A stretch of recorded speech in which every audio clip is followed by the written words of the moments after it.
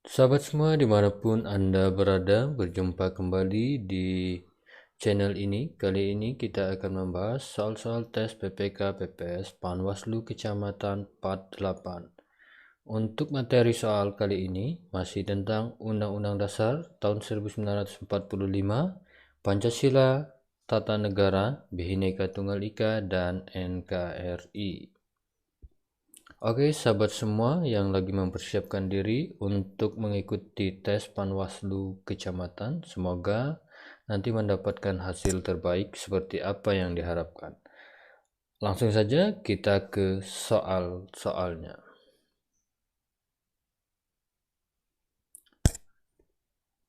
Soal nomor 17, Pancasila sebagai sumber nilai maksudnya ialah A. Kehidupan bangsa Indonesia harus sesuai dengan kepribadiannya.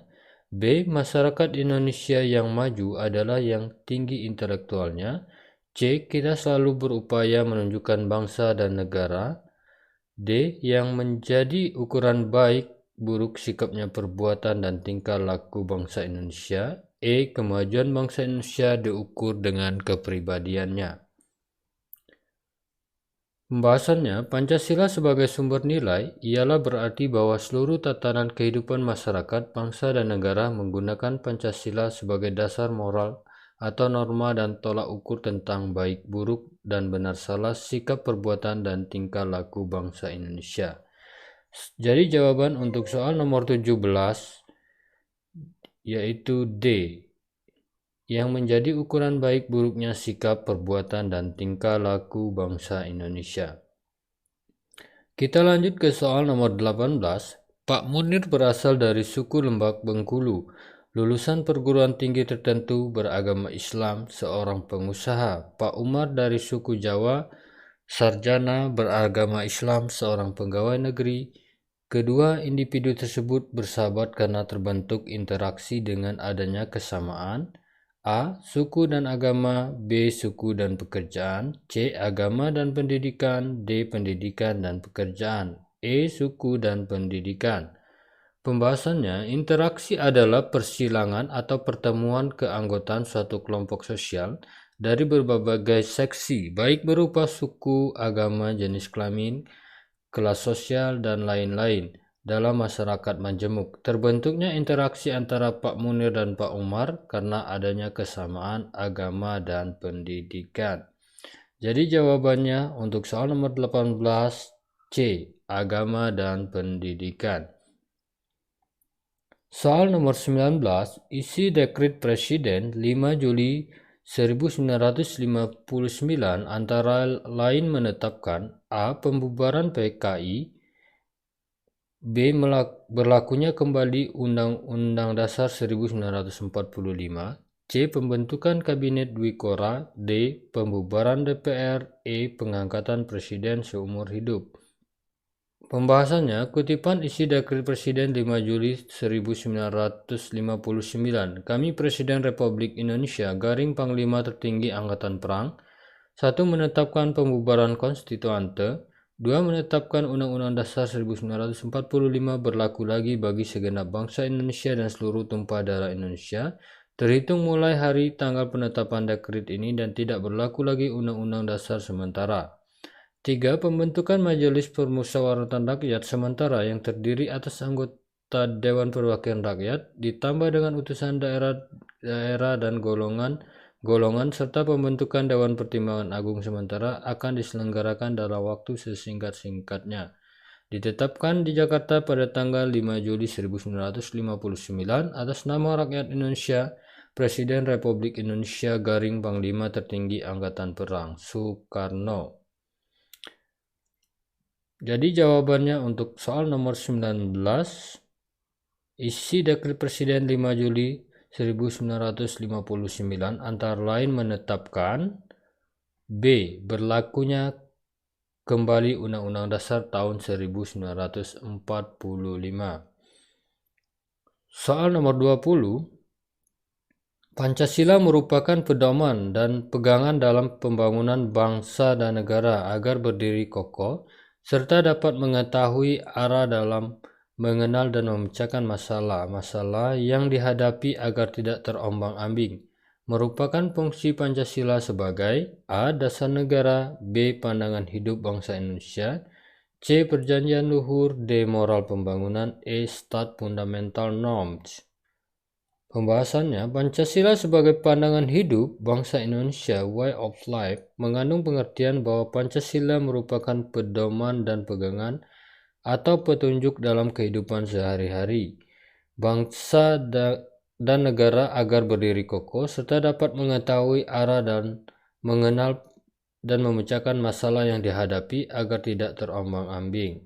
Jadi jawaban untuk soal nomor 20 B. Pandangan hidup bangsa Indonesia. Kita lanjut ke soal nomor 21. Peraturan perundang-undangan yang kedudukannya tertinggi menurut Undang-Undang Nomor 12 Tahun 2011 yaitu A. Undang-Undang, B. Peraturan Pemerintah, C. Peraturan Presiden, D. Pancasila, E. Undang-Undang Dasar tahun 1945. Pembahasannya, menurut Undang-Undang Nomor 12 Tahun 2011, jenis dan hierarki peraturan perundang-undang. A. Undang-Undang Dasar Negara Republik Indonesia tahun 1945. Urutan kedua, Ketetapan Majelis Permusyawaratan Rakyat. Urutan ketiga, Undang-Undang atau Peraturan Pemerintah Pengganti Undang-Undang. Urutan keempat, Peraturan Pemerintah. Urutan kelima, Peraturan Presiden. Urutan keenam, Peraturan Daerah Provinsi. Urutan ketujuh, Peraturan Daerah Kabupaten. Jadi jawaban yang tepat untuk soal nomor 21 E. Undang-Undang Dasar tahun 1945. Soal nomor 22. Indonesia pernah menjalani kehidupan ketatanegaraan sebagai negara serikat, yaitu pada kurun waktu A. 18 Agustus tahun 1945 sampai 27 Desember tahun 1949. B. 27 Desember tahun 1949 sampai 17 Agustus tahun 1950. C. 17 Agustus tahun 1950 sampai 5 Juli tahun 1959. D. 5 Juli Agustus sampai 11 Maret tahun 1966. E. 11 Maret tahun 1966 sampai 21 Mei tahun 1987. Pembahasannya, periode ketatanegaraan Indonesia. Yang pertama, periode berlakunya Undang-Undang Dasar tahun 1945 pada tanggal 18 Agustus tahun 1945 sampai 27 Desember tahun 1949. Kedua, periode berlakunya Konstitusi Republik Indonesia Serikat tahun 1949 pada tanggal 27 Desember tahun 1949 sampai 17 Agustus tahun 1950. Kemudian, periode Undang-Undang Dasar sementara tahun 1950 dimulai pada tanggal 17 Agustus tahun 1950 sampai 5 Juli tahun 1959, kemudian periode kembalinya ke Undang-Undang Dasar tahun 1945 dimulai pada tanggal 5 Juli 1959 sampai 1966. Jadi jawaban yang tepat untuk soal nomor 22 B. 27 Desember tahun 1949 sampai 17 Agustus tahun 1950.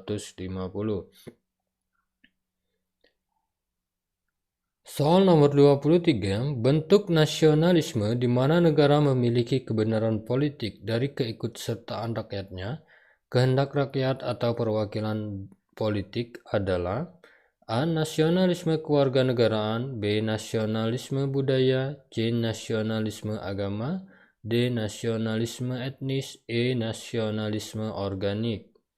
Pembahasannya, ada beragam bentuk nasionalisme yang diterapkan di suatu negara. Berikut ini beberapa bentuk nasionalisme. 1. Nasionalisme kewarganegaraan. Nasionalisme kewarganegaraan biasa juga disebut dengan nasionalisme sipil. Nasionalisme kewarganegaraan ialah bentuk nasionalisme di mana negara memiliki kebenaran politik dari keikutsertaan rakyat, kehendak rakyat, dan perwakilan politik. 2. Nasionalisme etnis. 3. Nasionalisme romantik atau organik atau identitas. 4. Nasionalisme budaya. 5. Nasionalisme kenegaraan. 6. Nasionalisme agama. Jadi jawaban yang tepat untuk soal nomor 23 A. Kita lanjut ke soal nomor 24. Setiap warga negara hakikatnya memiliki kewajiban untuk membela dan mempertahankan negaranya. Dalam proses pembelaan negara terdapat beberapa hal yang menjadi unsur penting, diantaranya kecuali A. Cinta suku asal, B. Kesadaran berbangsa dan bernegara, C. Yakin akan Pancasila, D. Rela berkorban, E. Memiliki kemampuan awal bela negara. Pembahasannya, dalam proses pembelaan negara, terdapat beberapa hal yang menjadi unsur penting, diantaranya cinta tanah air, kesadaran berbangsa dan bernegara, yakin akan Pancasila sebagai ideologi negara, rela berkorban untuk bangsa dan negara, dan memiliki kemampuan awal bela negara. 5 unsur penting tersebut merupakan syarat agar dapat terrealisasinya bela negara.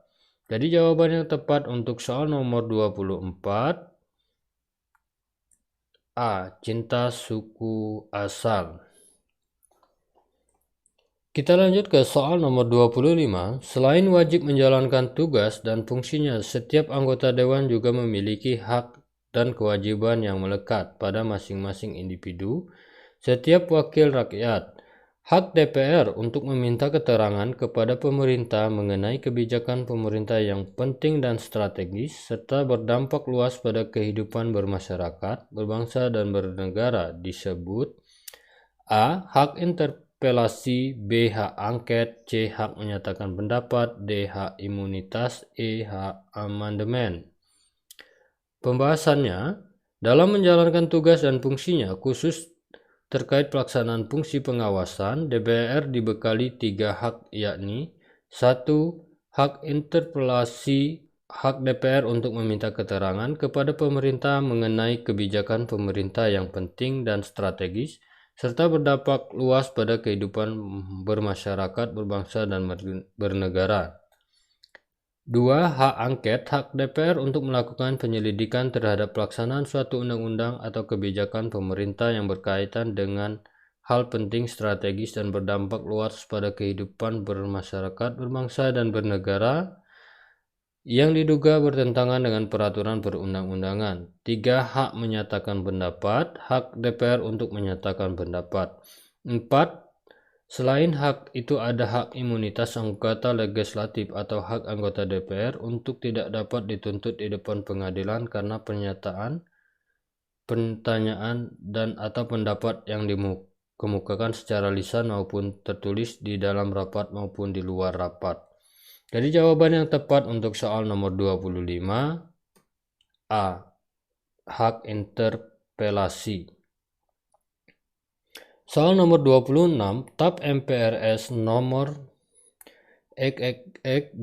MPRS tahun 1966 berisi tentang A. Kedudukan Undang-Undang Dasar, B. Penetapan Presiden dan Wakil Presiden, C. Norma dan adat yang berlaku, D. Pembentukan DPR dan MPR, E. Pancasila sebagai sumber segala sumber hukum. Pembahasannya, TAP MPR MPRS tahun 1966 berisi tentang Pancasila sebagai sumber segala sumber hukum, di mana setiap produk hukum yang dihasilkan di Indonesia tidak boleh bertentangan dengan Pancasila. Jadi jawaban yang tepat untuk soal nomor 26 E. Pancasila sebagai sumber segala sumber hukum. Kita lanjut ke soal nomor 27. Asas ius sanguinis merupakan asas yang digunakan suatu negara untuk menentukan kewarganegaraan seseorang yang berdasarkan atas A. Sejarah hidupnya, B. Tempat kelahirannya, C. Asal-usul kejadiannya, D. Agama yang dianutnya, E. Asal-usul keturunannya. Pembahasannya, status kewarganegaraan ditentukan berdasar dua asas, yaitu pertama, asas ius soli, yaitu status kewarganegaraan seseorang ditentukan oleh wilayah negara ia dilahirkan. Kedua, asas ius sanguinis, yaitu status kewarganegaraan seseorang ditentukan oleh keturunannya. Jadi jawaban yang tepat untuk soal nomor 27 E. Asal-usul keturunannya. Kita lanjut ke soal nomor 28. Perhatikan tahapan-tahapan perjanjian internasional berikut. 1. Negosiatif. 2. Clarification. 3. Signature. 4. Lobbying. 5. Ratification. Berdasarkan urutan di atas, tahapan yang benar dalam pembuatan perjanjian internasional adalah nomor A. 1, 2, dan 3, B. 1, 3, dan 5, C. 2, 3, dan 4, D. 2, 4, dan 5, E. 3, 4, dan 5. Pembahasannya, ada 3 prosedur dalam pembuatan perjanjian internasional, yaitu pertama, perundingan atau negotiation, 2. Penandatanganan atau signature, 3. Pengesahan atau ratification. Jadi jawaban yang tepat untuk soal nomor 28 B. 1, 3, dan 5. Kita lanjut ke soal nomor 29. Usaha pertahanan keamanan negara dilaksanakan melalui sistem pertahanan dan keamanan rakyat semesta oleh TNI dan kepolisian sebagai kekuatan utama dan rakyat sebagai kekuatan pendukung. Pernyataan tersebut sesuai dengan Undang-Undang Dasar tahun 1945 pasal A. 30 ayat 2, B. 31 ayat 2, C. 32 ayat 2, D. 33 ayat 2, E. 34 ayat 2. Pembahasannya, usaha pertahanan keamanan negara dilaksanakan melalui sistem pertahanan dan keamanan rakyat semesta oleh TNI dan kepolisian sebagai kekuatan utama dan rakyat sebagai kekuatan pendukung. Pernyataan tersebut sesuai dengan Undang-Undang Dasar tahun 1945 pasal 30 ayat 2. Jadi jawaban yang tepat untuk soal nomor 29A, 30 ayat 2. Kita lanjut ke soal nomor 30. Berikut ini perilaku yang tidak sesuai dengan pengamalan sila Pancasila adalah A. Rela berkorban, B. Cinta tanah air, C. Selalu optimis dan pantang menyerah, D. Bekerja dengan pamrih, E. Membela tanah air. Pembahasannya, berikut ini perilaku yang tidak sesuai dengan pengamalan sila Pancasila adalah bekerja dengan pamrih. Jadi jawaban yang tepat untuk soal nomor 30 yaitu D. Bekerja dengan pamrih. Oke sahabat semua dimanapun Anda berada, untuk pembahasan soal pada part ini kita cukupkan dulu sampai di sini. Apabila dirasa video ini bermanfaat untuk sahabat semua yang menonton video ini, mohon dukungannya untuk subscribe, like, comment, and share. Terima kasih telah menonton, salam sukses dan bahagia.